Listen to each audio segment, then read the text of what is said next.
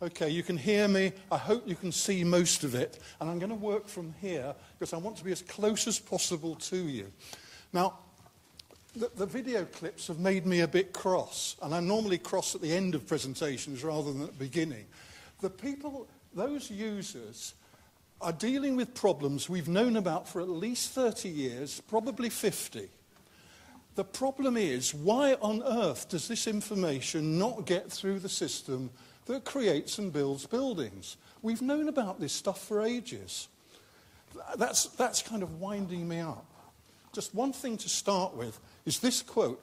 This is from Alan Ayckbourn, British playwright, who came out with this actor's saying, if you're playing a miser, emphasize their generosity. Now, that's what we're doing here. We're going to be talking a lot about faults in buildings, but I want also to talk about the good side, the bits that work, the happy bits, the happy users. And I'm going to be emphasizing the generosity, but kind of playing a miser. Now, I'm going to be using this term heuristic.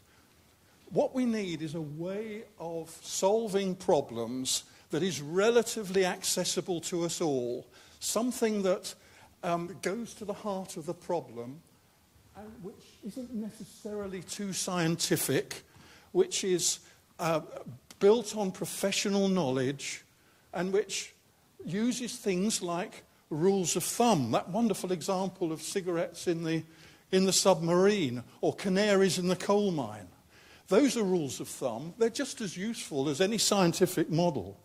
Now, I'm in this relatively short presentation going to be building a heuristic, a way of thinking our way through some of these rather sticky and difficult problems. Whoa. Now, what I'm going to be doing is building a diagram. And this is the first component of the diagram. What are the most important things we need to think about? And some of the answers are obvious, some are very surprising. Now, if you force me to put this on a T-shirt, about building performance and what works, this is what you really need to worry about. Firstly, is a building shallow plan or deep plan? As soon as you go beyond the limits of natural ventilation, which is about 16 or 17 metres across the building, you're into complexity and you're into a different ball game. That is a very important dimension. The other dimension is a management dimension. It's about skills, resources and money.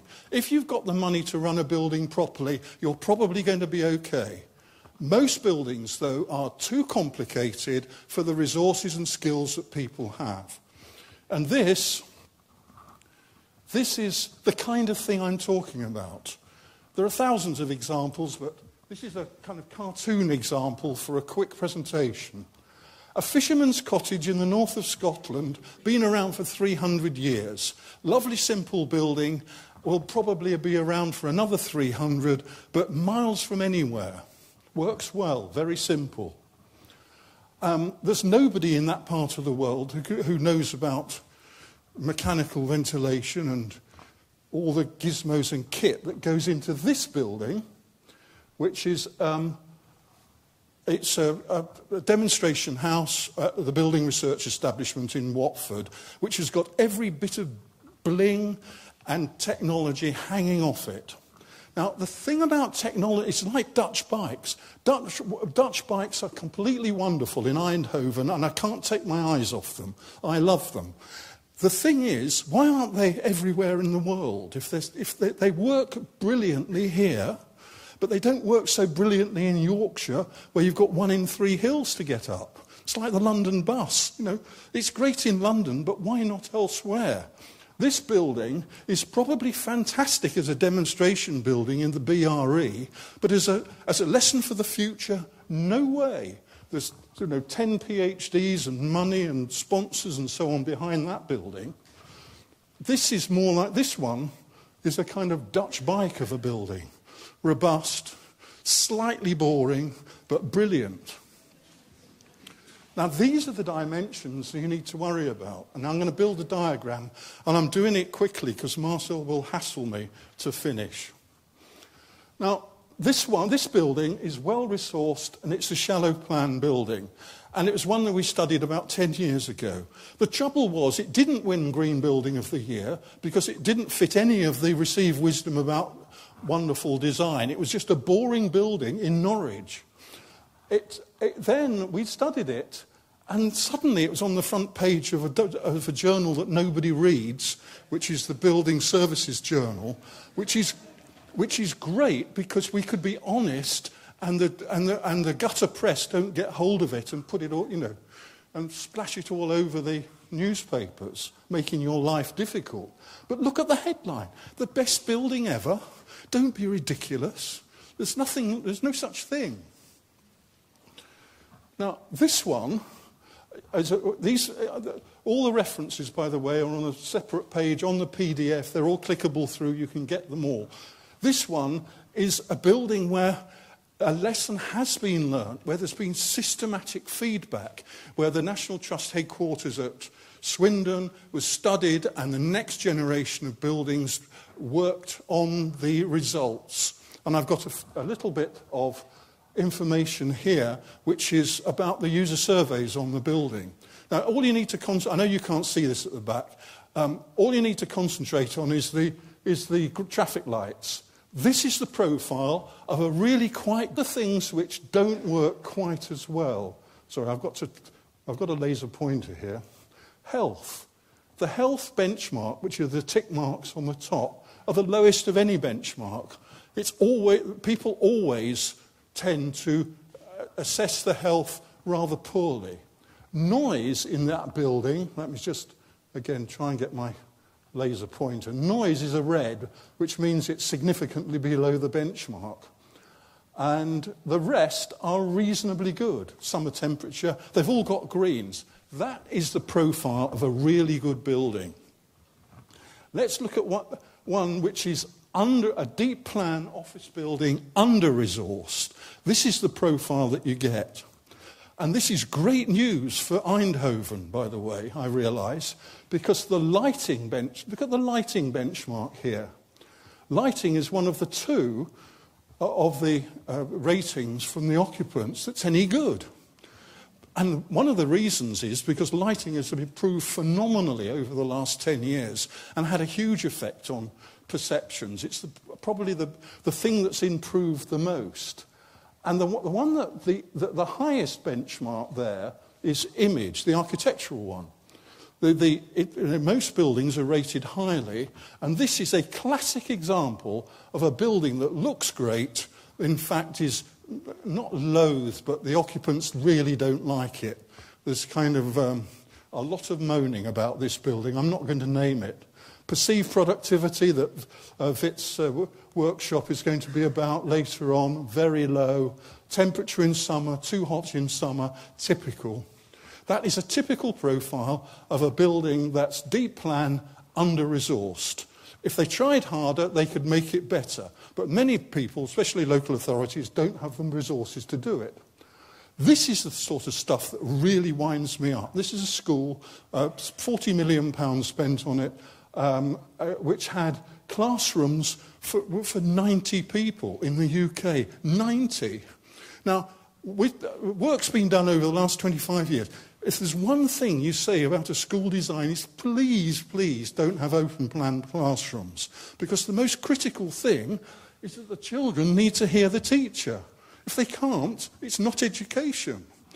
Now, this is, and we got this from studies 20 years ago, but there's no way in which that information is getting to the people who write the briefs and the people who do the designs. The feedback isn't there. It's a major professional problem. And this is the Dutch bike stuff again. Exam question. How appropriate are green technologies such as MVHR for domestic use? Answer, go to the forum for the green buildings and AECB, and they'll tell you. Now, again, it's a question of money, it's a question of brains, and it's a question of resources. And quite often, especially in the UK, sophisticated green technologies are failing in areas that are usually about summertime overheating. And one of the reasons is because they're barking up the wrong tree. They're trying to make sure that the building doesn't fail, it is not too cold in winter, forgetting about the summer. I mean, that's a really crude interpretation, by the way, but it's, only got one line for one topic. Now, so that is going to go in the top left-hand corner of the diagram. The next set of things are about these. You've got to worry about all of these things. They're locational, climate zone, tropical monsoon, and the rest of the world. Tropical and monsoon need a different way of dealing with the indoor environment. The season, summer, winter, are not applicable. Don't worry about spring and autumn. It makes it too difficult. Just the summer-winter differences. Then, these are all time-related.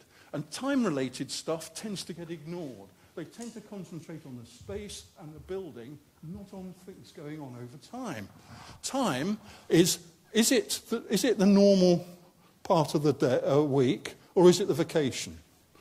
In Britain, again in schools, all the robberies take place at the end of term, when there's a changeover for, that's the risk period. When the holidays come. The time of the week, weekday or weekend. You'll have all known about Monday morning coal buildings. It's a completely different profile. There's nobody there. The energy profile is different. Then, day and night. The biggest gains to be made in energy in buildings are by turning things off at night. And you can instantly often reduce by 25% the consumption. That's an important variable. So we're going to put all of those at the top of the diagram. On to the next group. Now, this one is the cultural perception of risk. Now, in Britain, we've just had an election, and the least risky party won. The party that was perceived as having more risk than the least risky party came second. It was about risk, really, as much as politics. Why are the Dutch so brilliant at transportation? I know you think you're not, the Dutch, but everybody else thinks you are. It's a complete pleasure and brilliant to go on the public transport system here. I love it. And the reason is the cultural perception of flood. Because if it rains, you start worrying. And underneath the entire cultural view of the Netherlands is the risk of flooding. And the reason you're so brilliant at integrated transport planning is that you have to be. That is an important aspect. It's different in India, in Japan, in China. Every culture has got their own perception of risk. And it's invisible most of the time to the people in that culture. They don't realise it. In Britain, I think our perception of risk is of losing our independence. If you look around Britain, you've got the Orkneys and Shetlands want to be independent of Scotland. Scotland wants to be independent of the rest of the United Kingdom, and Wales, and the Isle of Man, and Cornwall, and the Isle of Wight, and so on. We're absolutely obsessed with it. And of course, they think, the bonkers behaviour of the UK and the EU, that's about perception of risk as well. It's about this weird attitude towards independence. Here's another example. Excess winter mortality in Europe. People dying as a result of it going cold. Where does that happen? It happens in Portugal, Spain, Ireland, UK, Greece, all the warm countries. All the cold countries, Finland, Germany, and all the rational countries, I'm told health and safety obsessed countries, although that's Crit telling me that, I don't actually know, the Netherlands, all those countries don't lose so many people in winter. The mild countries, whose perception of risk is much lower, lose more people. It's an important variable. And the cultural geography, the perception of risk, needs to be in there. So we'll put it in the top right of the diagram. Now I'm going to put now another group of variables.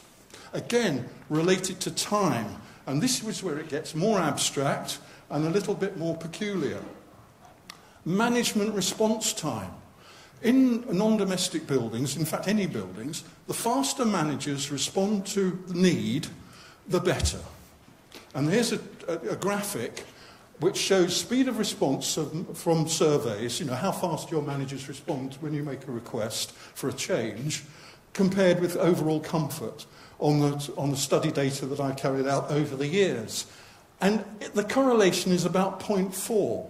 Not massive, but definitely a positive one.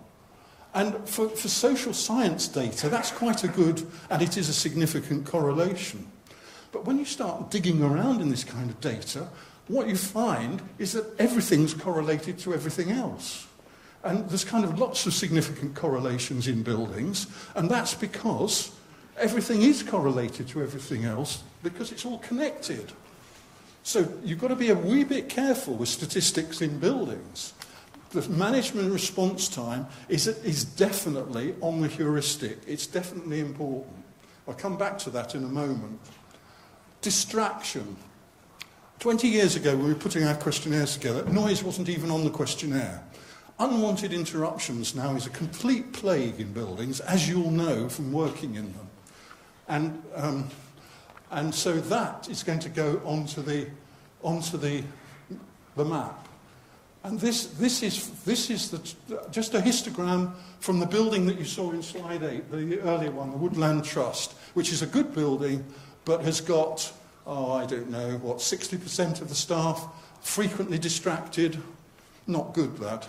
And a lot of the distractions never get fixed, like slamming doors. The best way of working, if you sit next to a door that slams, doesn't have a door closer that's quiet, that drives you crazy.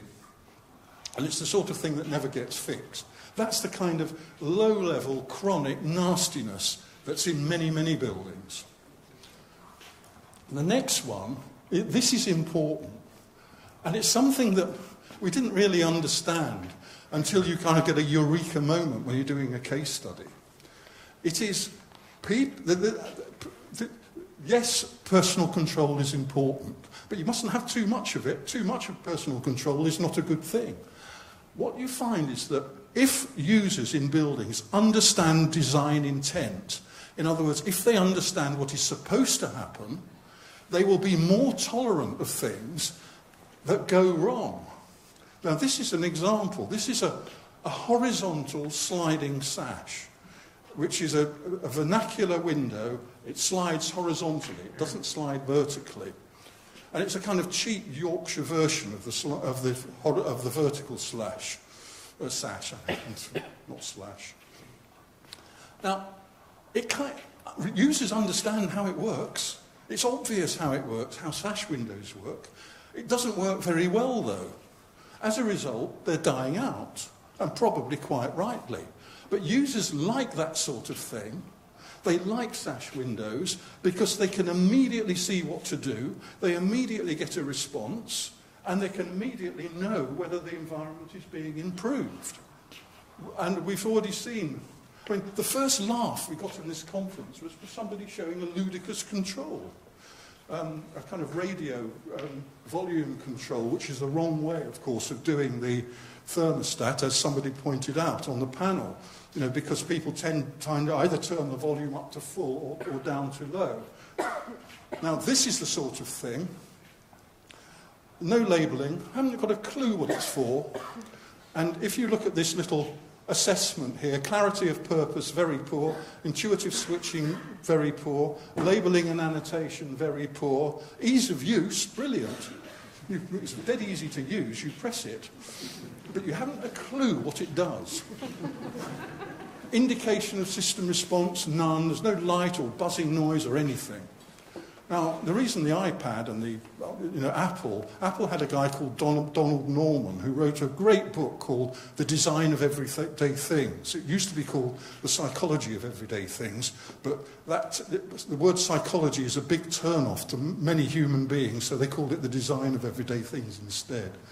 And they were obsessed with usability, and quite right too. If design intent is communicated clearly, occupants will be more tolerant and happier as a result. The next one is occupant density. And I put this is dialect, Yorkshire dialect, and I'm thinking, I've got no chance giving Yorkshire dialect to an international audience. It's there's most fratchin where there's least room, which means where the density is high, there's a great deal of quarrelling. And that is exactly the true in buildings. It's like a cocktail party. The more people, or a party, the more people come, you suddenly get a threshold where it's noisy, it's hot, and you want to escape. Now, this is one of the very rare buildings where we had an easy way of comparing two parts of the building with low and high occupant densities. And you can see the part of the building with low occupant density had a perceived productivity of plus 5%, and the high density areas below zero. There was a 5% productivity difference. For those of you doing this kind of thing, please study on the diagram. The next one is the system state. Now, and I've got three things here: adaptive comfort, indoor environmental quality, and needs. And let's just do one very rapidly. We're doing an entire subject in about a minute here. This is diagram, whoops, I've gone one too far. This is a diagram from the USA showing mixed mode buildings tend to have higher mean satisfaction scores. Mixed mode means a mixture of air conditioning and natural ventilation. That was 10 years after we did one that showed mixed mode buildings, the one in red, were tending to be the best buildings in Britain, but also there were some bad ones as well. You always get that. It's always the context. You know, if these buildings were under-resourced, they would immediately have poorer scores. Now, indoor environmental quality. I looked that up on Google, and you're going to get that all week. There are only 626,000 results on Google Scholar on indoor environmental quality. And as you lot know much more about it than I do, I'm going to leave that one to you and to the rest of the conference. And especially the seminar, there's a seminar on workplace productivity and indoor environmental quality. That's the sort of thing that we're talking about here. It's completely self-evident that if you deny people air and you deny them light, they're not going to be happy about it. But the incredible thing is that the same mistakes are being made over and over, because what you know is not being translated into the construction industry. I put this as a golden oldie. This is an occupant from a survey some years ago who was the most miserable person I've ever met in my life. He's British, of course. He's an academic. And this is almost a kind of competition on 20 things that have gone wrong with his workstation and his life. Now, the whole point of this is to avoid this sort of thing. Are his needs being met? Well, of course they're not. And one thing about... Right. 1 minute to go. And that was either 5 and 1 or just 1. And I bet it was just 1. Yeah. So... needs, put needs before behaviour. Again, somebody said it earlier. Meet the needs first. Don't worry about trying to change behaviour. Habit's the flywheel of society. You'll never change it. So we put the system state variables onto the diagram. And there's just one more group. The outcome. Now, this is the best building I've ever been in, the one I love most. It's a school in Cheshire. And this is what we're aiming for. The children, the head teacher was just wonderful. I've never come away from a building study feeling happier and better. They even gave me a little Easter egg. I mean, it was just utopia. It was a wonderful building. So the perceived health, the perceived productivity, and the perceived control were all very high. The thing is, they're all the same variable. You correlate them all together, and you find that they're all the same. They're very highly correlated. The outcome, obviously, is perceived perceived goodness. And don't worry about whether it's subjective or not. We're all subjective. That's what life's about. Life's not about being objective. It's about meeting needs. So, just 2 more slides. So we've now got the full diagram. And what we're going to do is simply, this one is set for a well-resourced, shallow plan building. And you can see that if we set it, all these variables, then for a well-resourced, shallow plan building, you'll get faster management response times, less distraction, better design intent normally, with the occupant density varying, they'll be more comfortable, there'll be probably better indoor air quality, and needs will probably be met. And perceived health will be better, perceived productivity will be better, and perceived control will probably be higher.